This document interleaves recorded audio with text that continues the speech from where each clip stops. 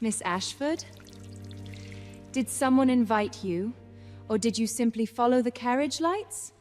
Oh, how clumsy of me.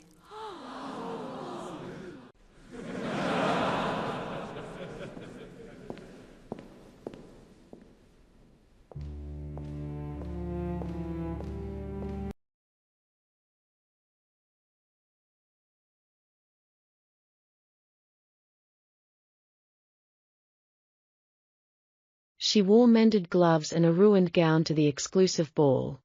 Yet, the most powerful man in the room refused to dance with anyone, until he saw her.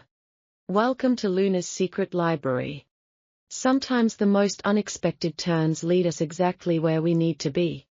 What happens next is something I never saw coming, and I think you'll find it just as surprising. Stick around for the conclusion. It's a reminder that it's never too late for a new chapter. If you enjoy discovering these hidden gems, I'd be honored to have you follow for more. The ballroom smelled of candle wax and old money. Vivienne Ashford stood near the far wall, holding a glass she hadn't touched. She didn't belong here. Everyone knew it. Her gown was 3 seasons old. Her gloves had been mended twice. She had come tonight because her aunt had insisted, and Vivienne had learned long ago that refusing cost more than obeying. The Hargrove estate hosted 300 guests that evening. Dukes. Viscounts. Women draped in sapphires. Vivienne counted the minutes until she could leave. Miss Ashford. The voice came from her left, sharp, amused, deliberately loud. Lady Cecily Drummond. Blonde. Beautiful. Bored. Cecily had 3 friends behind her, all wearing the same smile. I didn't expect to see you here, Cecily said.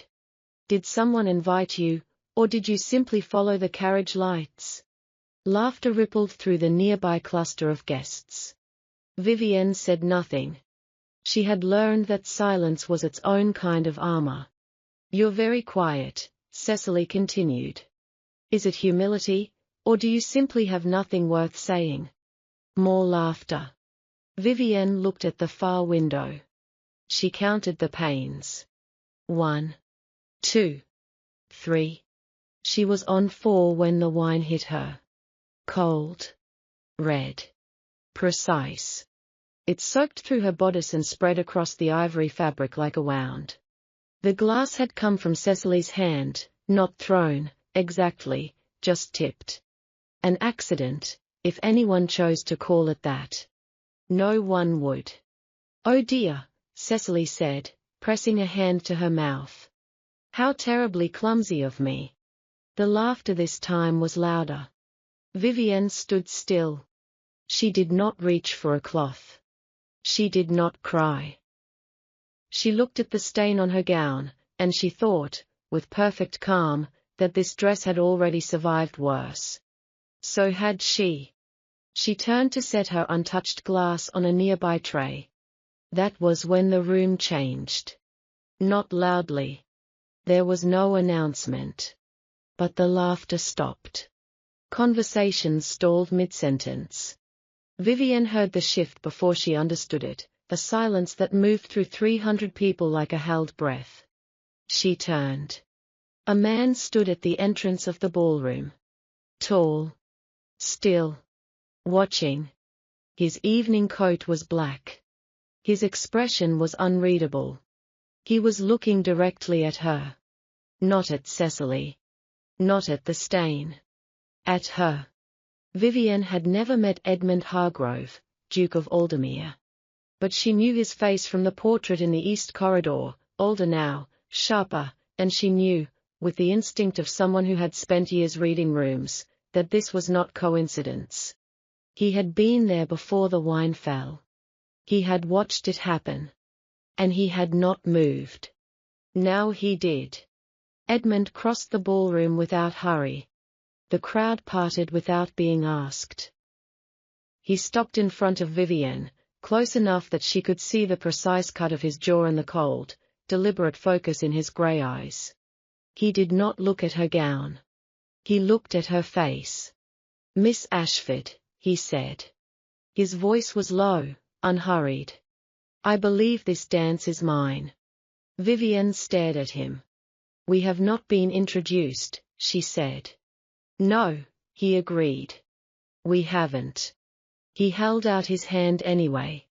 Cecily made a small, strangled sound behind her. Vivienne looked at his open palm. She thought about the stain on her gown, the mended gloves, the 300 people watching. She thought about how she had spent her entire life waiting for something to stop going wrong. She placed her hand in his. The room exhaled. Edmund led her to the floor without another word, and Vivienne followed, her ruined gown catching the candlelight, her chin level, her pulse the only thing she could not fully control. She did not yet know that he had written her name on a private document 6 months ago. She did not know that every person in this room had been, in some quiet way, a test she had already passed. She only knew that the Duke of Aldermere danced with no one at his own parties. Until tonight. He danced the way he did everything else. Without waste. Vivienne had expected coldness. What she found was precision. Edmund's hand rested at her waist, correct distance, correct pressure, nothing more. He did not perform charm. He simply moved, and expected her to follow, and she did. You didn't flinch, he said. I beg your pardon? When the wine fell. His eyes stayed forward. You didn't flinch. Vivienne considered her answer. Flinching wouldn't have kept me dry. Something shifted in his expression, not quite a smile. No, he said. It wouldn't. They turned with the music. Around them, 200 pairs of eyes tracked every step. Vivienne felt them like pins. They are staring, she said. Yes. That doesn't concern you? It concerns them, Edmund said. Not me. She looked at him directly for the first time. He was already looking at her. Why did you do that? She asked. No pretense. No softening. She had learned that indirect questions cost more time than they saved. Edmund was quiet for 3 full beats of the music. Because it needed doing, he said. That isn't an answer. No, he agreed. It isn't. The dance ended. He did not release her hand immediately. 1 second. 2. Then he stepped back, and the distance between them became proper again. Walk with me, he said. It wasn't a question. Vivienne thought about refusing. She thought about the stain still damp against her ribs, and Cecily's face when Edmund had crossed the room, and the way 300 people had gone silent at the sight of one man moving with purpose. She walked with him. He led her to the east corridor, away from the music, away from the crowd. The portraits watched them pass. Vivienne recognized the 4th one from the left, a younger Edmund, painted without the lines around his mouth. You've seen it before, he said. She hadn't realized she'd slowed. I came early, she said. My aunt wanted me to learn the layout of the house. And did you? Thoroughly. He stopped at the end of the corridor, near a window that overlooked the dark garden. Miss Ashford, he said. I am going to tell you something, and I need you to listen without reacting. Vivienne folded her hands. I am listening.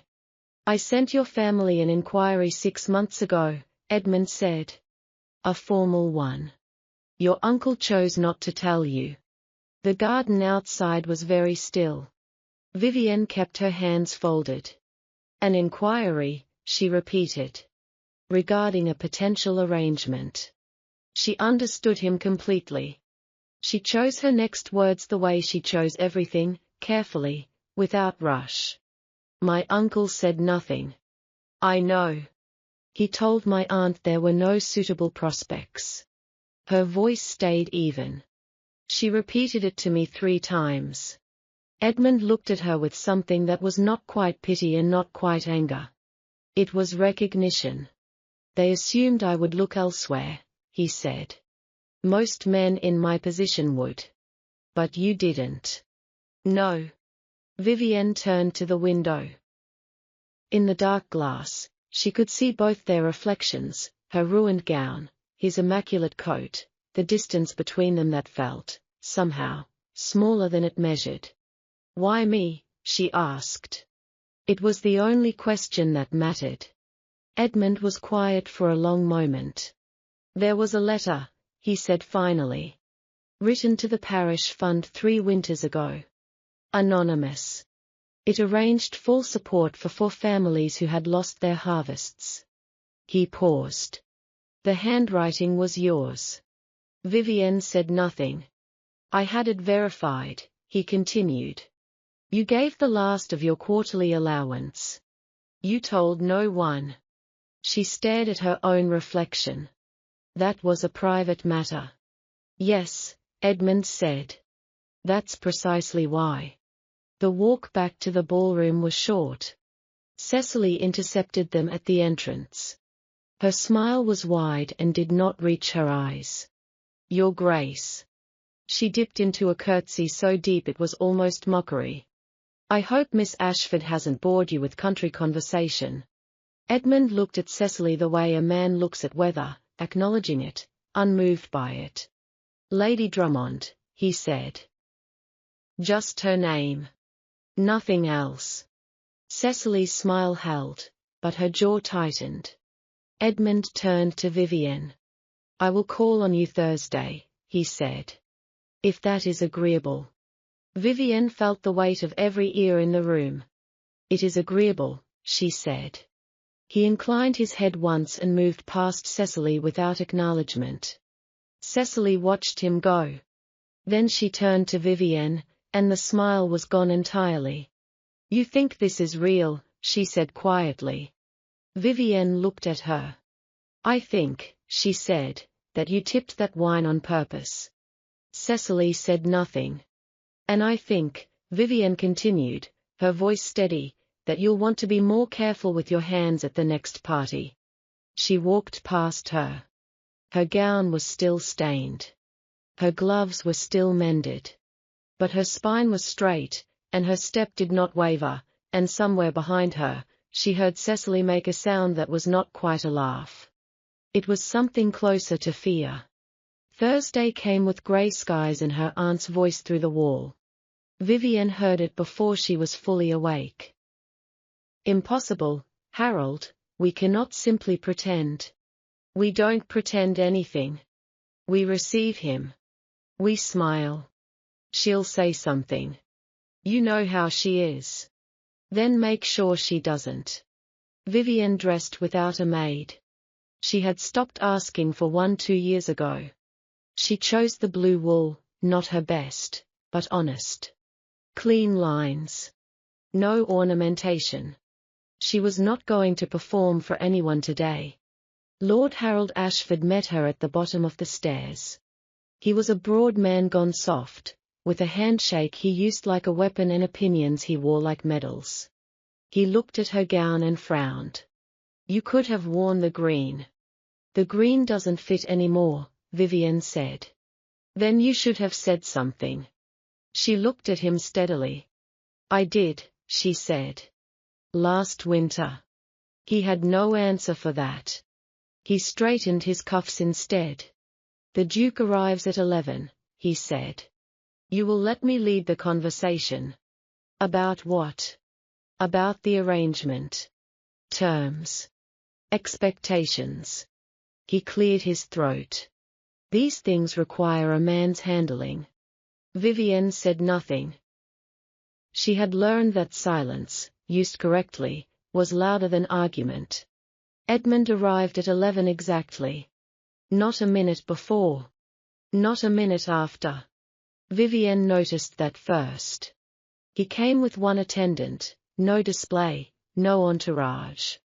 Harold had arranged the sitting room with unnecessary chairs. Edmund chose the one closest to the window, sat without waiting to be invited, and looked across the room directly at Vivienne. Miss Ashford, he said. Your Grace, she said. Harold stepped forward. Your Grace, it is a considerable honor. Lord Ashford. Edmund's tone was not unkind. It simply did not leave room. I'll speak with your niece directly, if you don't mind. Harold's mouth stayed open for one moment. Then he closed it. He minded enormously. He said nothing. Edmund set a small document on the table between them. I've drafted preliminary terms, he said to Vivienne. I'd like you to read them before anyone else explains them to you. She reached for the document. Harold moved first. I think it's more appropriate that I review. Lord Ashford. Edmund did not raise his voice. The terms concern your niece. Not her estate. Not her connections. Her. He paused. She reads first. The room went very quiet. Vivienne picked up the document and read. It was 2 pages. Clear sentences. No buried clauses. The terms were more than fair, they were protective. Her own income, held in her name. Her own household staff, chosen by her. A clause that required her written consent for any change to the arrangement. She read it twice. You wrote this yourself, she said. I directed every word. Most men in your position would leave this to a solicitor. Most men in my position, Edmund said, are not asking you. Harold laughed, a short, uncomfortable sound. Well. Very generous, Your Grace. Of course, there are certain family considerations we'd hope to discuss. My son's commission, for instance, and the Eastern property matter. Those are separate conversations, Edmund said. For separate days. Surely a gesture of goodwill. Lord Ashford. Edmund looked at him directly. I am here for your niece. I am not here to settle your accounts. The silence that followed was the loudest thing Vivienne had heard all week. Harold's face went through 3 colors. He settled on red. I see, he said tightly. Good, Edmund said. He turned back to Vivienne. Do you have questions? She had one. She had been holding it since the corridor 2 nights ago. The letter you found, she said. The one about the parish fund. Yes. You said you had it verified. She kept her voice even. How long did that take? Edmund studied her face. 3 weeks, he said. And after that? I drafted the inquiry the same afternoon. Vivienne looked down at the document in her hands. 3 winters ago she had given away her last coins in a cold vestry and told herself it didn't matter, that no one would know. She had believed that completely. She believed it slightly less now. I have no objections to the terms, she said. Edmund nodded once. Then we proceed. Harold escorted Edmund to the door with too many words and too much laughter. Vivienne stayed in the sitting room. Her aunt appeared in the doorway, hands clasped, expression unreadable. Well, she said. Vivienne set the document on the table. He suppressed the inquiry, Vivienne said. Uncle Harold. He received it 6 months ago and said nothing. Her aunt looked at the floor. There were reasons. There were calculations, Vivienne said. That's different. Her aunt said nothing. Vivienne stood and smoothed her skirt. I'll need my own trunk packed, she said. Whatever is actually mine. Not what was lent to me. She walked to the door. Vivienne? I'm not angry, she said. She stopped in the doorframe. I'm just done waiting for people to tell me the truth. She went upstairs. Behind her, the sitting room was very still. The document sat on the table, 2 pages, clear terms, her name written at the top in ink that had not yet dried. The Hargrove estate had 42 rooms. Vivienne had counted them in her first 2 days. Not out of habit. Out of necessity. She needed to know where she stood. The formal introduction came on a Saturday. Edmund had arranged a small dinner, 14 guests, he'd said. Vivienne had nodded as though 14 felt small to her. It did not. She dressed carefully. Not to impress. To be unassailable. The gown was deep green, borrowed from no one. Edmund had sent it the morning after Thursday's visit, wrapped in paper, no note. She had worn it without comment. The guests arrived in pairs. Vivienne stood beside Edmund at the entrance and learned 14 names in 14 minutes. She forgot none of them. Lord and Lady Pemberton, he was kind, she was watchful. Sir Frederick Marsh, recently returned from the continent, curious about everything. The Countess of Halwell, 70 years old, sharp as cut glass, who looked at Vivienne for a long moment and then said, "You have your mother's jaw." Vivienne went still. "You knew her?" she asked. Briefly. The Countess moved past. "She was wasted on your father." It was the most honest thing anyone had said to her in years. Cecily arrived last. She had not been on Edmund's list. She came on Lord Pemberton's arm, an addition, an insertion, a move. Vivienne saw it immediately. Edmund saw it 3 seconds before her. He said nothing. His expression did not shift. But his hand, which had been at his side, moved to rest at the small of Vivienne's back. 1 second. Deliberate. Then gone. A signal, not a gesture. Vivienne understood it completely. Dinner was 14 people and 1 war conducted entirely in pleasantries. Cecily sat 4 seats down. Close enough to perform. Far enough to deny intent. "Miss Ashford." Her voice carried the length of the table. "I understand you've been staying at the estate." "I have," Vivienne said. "How extraordinary." Cecily lifted her glass. "Edmund is usually so particular about his guests." "He is," Vivienne agreed. "I've noticed." A beat of silence. Sir Frederick hid a smile behind his napkin. "I only mean," Cecily continued, "that it must be an adjustment. For both of you." She tilted her head. "Such different worlds." Vivienne set down her fork. She did not reach for a sharp answer. Sharp answers drew blood and made enemies. She reached for something more precise. "Different worlds often produce better conversations," she said. "I've found that people who've only known one world tend to repeat themselves." The table went quiet. The Countess of Halwell made a sound that might have been a laugh. Cecily's smile stayed in place. Her knuckles, around her glass, went white. After dinner, the guests moved to the drawing room. Cecily found Vivienne near the fireplace. No audience this time. Just the 2 of them and the fire between them. "You're very composed," Cecily said. "Thank you."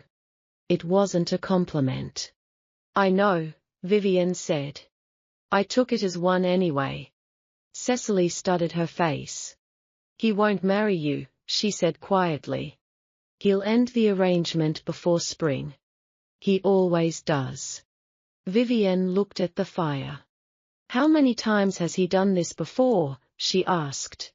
Cecily hesitated. 1 second too long. "That's not the point." "Once?" Vivienne asked. "Twice?" Silence. "Never," Vivienne said. Not a question. Cecily said nothing. "Then you're guessing," Vivienne said. "And you're not very good at it." She moved past her toward the window. Edmund found her there an hour later. The guests had thinned. The fire had dropped to embers. He stood beside her without speaking for a moment. Outside, the garden was dark. "The Countess likes you," he said. "She liked my mother. She doesn't extend that to everyone's children." Vivienne turned from the window. Cecily said you've done this before. Ended arrangements. Edmund looked at her steadily. I've declined to begin them, he said. That's different. How many? 4. He paused. In 8 years.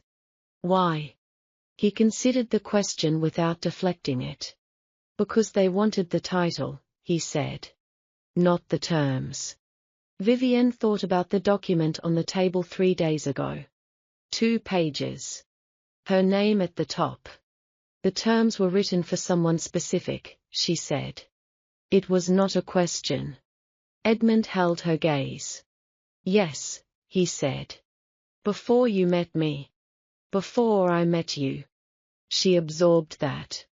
The fire crackled once and went quiet. There's something in your study, she said. On the left desk. A sealed letter with no address. Edmund was very still. You went into my study. I was looking for the library. She met his eyes. The door was open.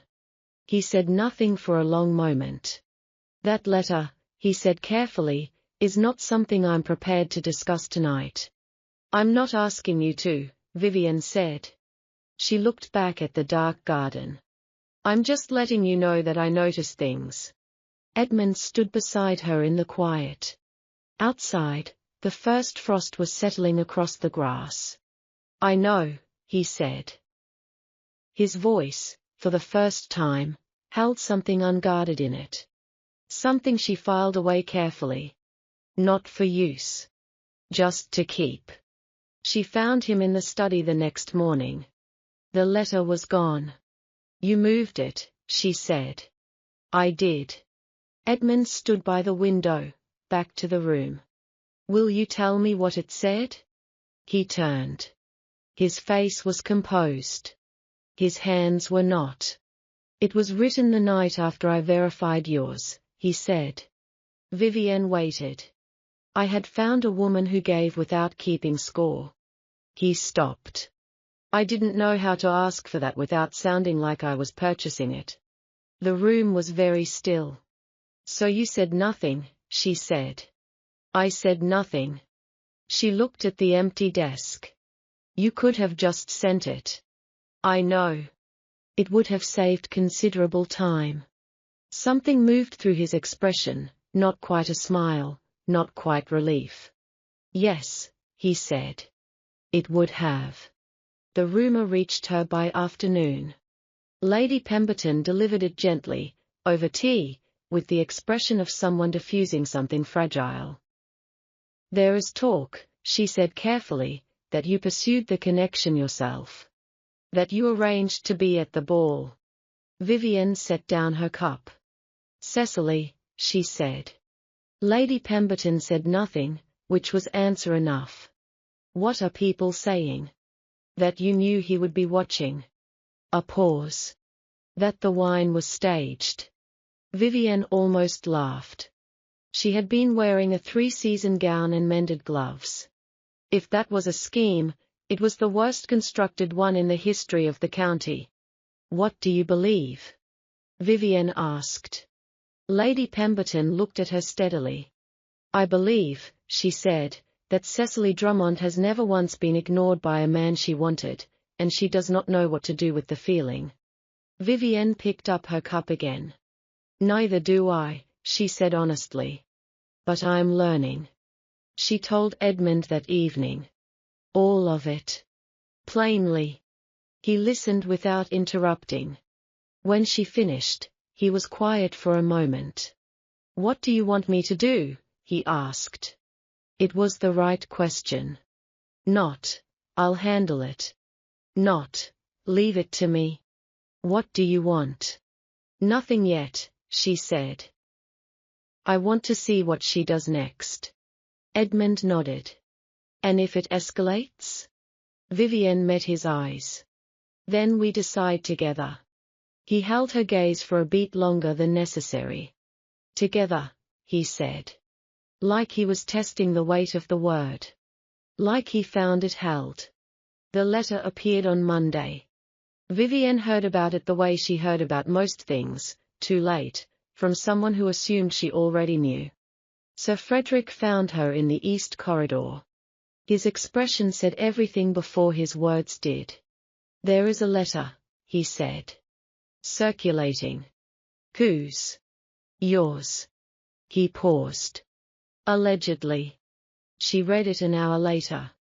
2 pages. Her name at the bottom. The handwriting was close, not perfect, but close enough for a room that wanted to believe it. The letter described Edmund as a target. A title to be acquired. A lonely man, easily managed. Vivienne read it twice. Then she set it down. Her hands were steady. Her mind was not. Edmund was in the library when she found him. He had a copy already. He was reading it when she walked in. He did not look up immediately. 1 second. 2. 3. She counted them. He looked up. "Sit down," he said. "I'd rather stand." He set the letter on the desk. "Did you write this?" The question landed cleanly. No accusation in his voice. No protection either. Just the question, placed between them like something that needed to be handled. "No," she said. He looked at her. She looked back. "The handwriting," he said. "Is close," she said. "Not mine. Most people won't see the difference." "I know." He was quiet. Outside, rain had started against the windows. "I need to ask you something," he said. "Ask." "If I had not seen your letter to the parish fund, if I had come to you only through introduction, would I have any reason to doubt this?" It was the most honest question he had ever put to her. She thought about it carefully. "Yes," she said. "You would." He nodded slowly. "Then we have a problem." "We do." The problem arrived in full by afternoon. Lord Pemberton sent a note, careful, regretful. 2 other families withdrew their dinner acceptances without explanation. Cecily said nothing publicly. She didn't need to. The letter was doing the work. Vivienne found the Countess of Halwell in the rose garden. The old woman was cutting stems with the focus of someone dismantling an argument. "You've seen it," Vivienne said. "I've seen it." The Countess didn't look up. Sat with it. Turned it over. "And? The margin spacing is wrong." She cut another stem. "You write with wider margins. I have 3 of your aunt's notes, she trained you. The hand is copied, not native." Vivienne went still. "You kept my aunt's notes?" "I keep everything." The Countess looked up. "Your mother wrote the same way. Wide margins. Room to breathe." She held out a cut rose without ceremony. "Cecily Drummond has narrow margins. Always has." She brought the Countess to Edmund that evening. The 3 of them sat in the library. The forged letter on the desk. 3 of her aunt's notes beside it. The comparison took for minutes. Edmund looked at the evidence for a long moment. Then he looked at Vivienne.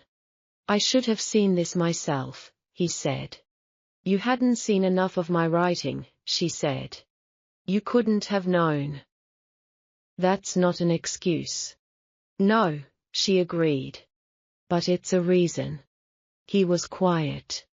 "I hesitated," he said. "When you walked in." "I hesitated." She looked at him steadily. "I know," she said. "That's not Edmund." Her voice was even. "I'm not asking you to be perfect. I'm asking you to be honest." He held her gaze. Something in him settled. "The letter is a forgery," he said. "I'll make that known by tomorrow morning." "The Countess will corroborate," Vivienne said. The Countess, who had been silent, cut in cleanly. "Happily," she said. I've been waiting for an excuse to correct Cecily Drummond for 15 years. That night, Vivienne sat alone in her room. The rose the Countess had given her stood in a glass by the window. She thought about her mother. Wide margins. Room to breathe. She thought about all the years she had made herself small in her uncle's house, quiet, contained, careful not to take up space. She picked up her pen. She wrote a letter. Wide margins. Her name at the bottom. Real, this time. Undeniable. Edmund acted by morning. Not through a solicitor. Not through a note passed between drawing rooms. He wrote one letter, signed it himself, and had it delivered to every family who had withdrawn their acceptance. The letter was for sentences. It named the forgery directly. It named Cecily Drummond. It did not ask for anything in return. Vivienne read a copy at breakfast. She read it twice. You used her full name, she said. Yes. That will follow her. Yes, Edmund said. It will. He poured his coffee without looking up. She poured wine on you in a room of 300 people, he said. She forged your handwriting and circulated it as evidence. He set down the pot. I used her name. Vivienne said nothing. She thought that was probably fair. The response came quickly. By noon, Lord Pemberton had reinstated his acceptance. By 2, 4 others had followed. By 4, the Countess had hosted an impromptu tea and invited 9 women who mattered, and told the story of the margin spacing with the precision of a woman who had waited 15 years for exactly this moment. Vivienne had not been present. She didn't need to be. Cecily arrived at the estate uninvited at 4:30. Vivienne was in the garden. She heard the carriage before she saw it. She stayed where she was. Cecily found her between the hedgerows, still in her travelling coat, colour high in her face. You did this, she said. Good afternoon, Vivienne said. Don't. Cecily stepped closer. You came here with nothing. A mended glove and a dead father's name. And you've dismantled everything? You dismantled it, Vivienne said. Her voice was quiet. You forged a letter. You circulated it. You built the fire. She looked at Cecily steadily. I just didn't burn. Cecily stared at her. Her mouth opened. Closed. Something moved through her face, not cruelty this time. Something rawer. Something that looked, briefly, like grief. He was supposed to choose me, she said. Quietly. Almost to herself. Vivienne looked at her for a long moment. She thought about cruelty. She set it down. I know, she said. That's all you have to say? What would you like me to say? Cecily had no answer. She stood in the garden with her hands at her sides and her carefully constructed world visibly receding, and Vivienne did not feel triumphant. She felt tired. And honest. And clear. Edmund appeared at the garden entrance. He had seen the carriage. He looked at Cecily once. Lady Drummond, he said. My staff will arrange your return. Not unkind. Absolute. Cecily looked at him. One long moment. Then she turned and walked back toward the carriage without another word. The garden went quiet. Edmund came to stand beside Vivienne. Are you all right? He asked. Yes. She watched the carriage until it disappeared. She said you were supposed to choose her. Edmund was quiet. Did you ever consider it? Vivienne asked. Once, he said. Briefly. 4 years ago. What stopped you? He looked at her. She laughed at a footman who dropped a tray, he said. I watched her do it and I thought, no. Not that. Vivienne absorbed that. The garden smelled of cut grass and coming rain. You pay attention to small things, she said. So do you, he said. She turned to look at him. He was already looking at her. There's something I haven't said, he said. I know. I'd like to say it. Then say it. He looked at her the way he had looked at her across a ruined ballroom 3 weeks ago, direct, unhurried, decided. I didn't choose you because of the letter, he said. The letter told me where to look. But I chose you in that ballroom. When the wine fell and you stood still and you didn't ask anyone for anything. Vivienne held his gaze. That's not a small thing, she said. No, he said. It isn't. The rain started. Neither of them moved. The rain lasted 3 days. Vivienne spent them quietly. She read. She wrote. She walked the East Corridor twice a day and looked at the portraits and thought about her mother. Edmund gave her the space without being asked. That, she thought, was its own kind of answer. On the 3rd evening the Countess came for dinner. Just the 3 of them. No performance required. The Countess ate with the appetite of someone who had long stopped caring what anyone thought of her plate, and Vivienne found that deeply comforting. After dinner, Edmund excused himself. Something about correspondence. Vivienne suspected he had manufactured the correspondence deliberately. She didn't mind. The Countess poured her own brandy. She poured one for Vivienne without asking. You're still holding something, the Countess said. Vivienne looked at her glass.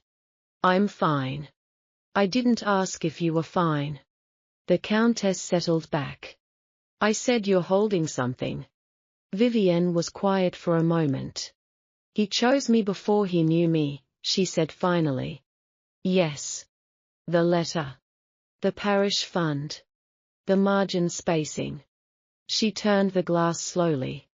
He built a portrait of me from evidence. Accurate evidence, the Countess said. Yes. But still. Vivienne looked up. What if the portrait is better than the person? The Countess looked at her for a long moment. She did not rush her answer. Your mother asked me something similar, she said. The week before her wedding. Vivienne went still. She said, what if he loves the idea of me more than the fact of me? What did you tell her? I told her the wrong thing. The Countess set down her glass. I told her it didn't matter, as long as the idea was kind. The fire crackled. I was wrong, the Countess said plainly. It matters enormously. Vivienne looked at her. So what's the right answer? The right answer, the Countess said, is that a man who builds his portrait from evidence has to keep looking. She picked up her glass again. He can't stop at the letter. He has to keep checking. Keep asking. Keep seeing. She looked at Vivienne steadily. Has he stopped looking? Vivienne thought about Edmund across the library table. The 4 minutes of comparison. His voice, I should have seen this myself. She thought about the dance floor. The document. What do you want? She thought about 3 days of rain and space given without being asked. No, she said. Then you have your answer. She found Edmund in the study. The correspondence, as she had suspected, was minimal. He looked up when she entered. He waited. She sat down across from him. I have a question, she said. Ask it. When you stop learning new things about me, she said, what happens then? Edmund set down his pen. He thought about it the way he thought about everything, without performance, without rush. I don't think that happens, he said. It happens to everyone. Perhaps. He looked at her. But you contradicted me on Tuesday about the drainage survey. You were right and I was wrong and I didn't see it coming. Vivienne almost smiled. That's a low bar. It's a real one. He leaned back. I've known men married 30 years who still get surprised by their wives. He paused. The ones worth knowing, anyway. She looked at him. You're not afraid of being wrong, she said. I'm afraid of being wrong, he said. I'm not afraid of finding out. That was the difference. She had spent years around men who confused the two. She was quiet for a moment. Then she said, I want to tell you something. Tell me. I spent 8 years in my uncle's house making myself small. Her voice was steady. Not because I was weak. Because it was the only available strategy. She met his eyes. I'm not going to do that here. Edmund looked at her. I know, he said. I'm saying it plainly. I heard it plainly. Good. He picked up his pen. Then set it down again. Vivienne, he said. It was the first time he had used only her name. She felt it land. I wrote that letter because I didn't know how to ask for what I actually wanted, he said. I sealed it because I thought wanting it was presumptuous. He held her gaze. What I wanted was someone who would sit across from me and say exactly what you just said. The fire was low.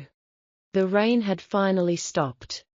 Outside the window, the garden was wet and very still. Then you should have sent it, she said. Yes, he said. 6 months ago. Yes. She stood. Don't seal things anymore, she said. She walked to the door. Vivienne. She turned. He looked at her across the quiet room. I won't, he said. She nodded once. And left him there, in the low light, with his pen and his opened window and the wet garden beyond it. Not every important thing needed a final word. Some things just needed to be said. And heard. And kept. The morning of the announcement was ordinary. That was the first thing Vivienne noticed. No ceremony arranged around it. No guests summoned. Edmund had asked her, the evening before, how she wanted it done. She had said, quietly. He had said, good. They signed the formal documents in the library. 2 witnesses, the Countess, and Sir Frederick, who had shown up uninvited and been permitted to stay. The solicitor read the terms aloud. They were the same terms as the first document. Not one word changed. Vivienne signed her name with wide margins. The Countess watched her do it and said nothing. Her expression said enough. Afterward, Sir Frederick opened a bottle he had apparently brought for exactly this occasion. The Countess accepted a glass with the gravity of someone receiving a medal. Edmund stood beside Vivienne near the window. The garden outside was dry now. The frost had lifted. How do you feel? He asked. It was a simple question. She gave it a simple answer. Like myself, she said. He looked at her. Good, he said. Just that. It was enough. The Countess left first. At the door she paused and turned to Vivienne. She did not offer a speech. She took Vivienne's hand, held it for 3 seconds, and said, Your mother would have liked this very much. Vivienne held that carefully. She did not let it break her open in the doorway.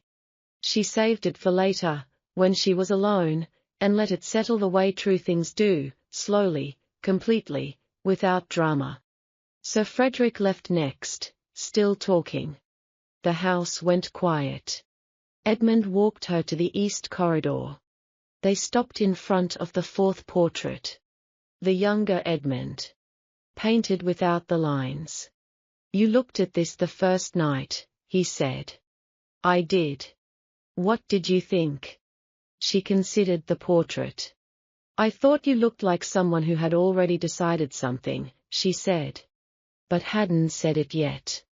Edmund looked at his own painted face. Accurate, he said. I know. He turned to her. There's one more thing, he said.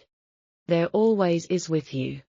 Something crossed his face, warm, brief, real. The letter, he said. The one I sealed. You don't have to. I want to. He held her gaze. I'll read it to you. If you'll let me. Vivienne looked at him. This man who had found her in evidence and chosen her in a ballroom and given her space in the rain and never once asked her to be smaller than she was. Yes, she said. Tonight? Tonight. He read it to her after dinner. By the fire. No candles. Just his voice and the words he had written 6 months ago in a study at midnight, to a woman he had not yet met. She did not interrupt. She did not cry. When he finished, the room was very quiet. You wrote that I deserved to be asked, she said. Yes. Not managed. Not arranged. Asked. Yes. She looked at the fire. No one had ever put it that way before. Edmund said nothing. He didn't need to.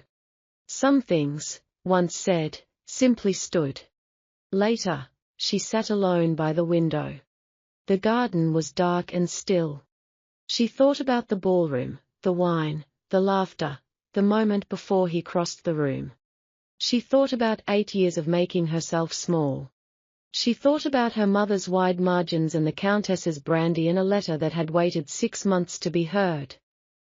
She thought about how she had walked into this estate with a stained gown and a mended glove and the quiet, unshakable knowledge that she had done nothing wrong. She had not needed rescuing. She had needed witnessing.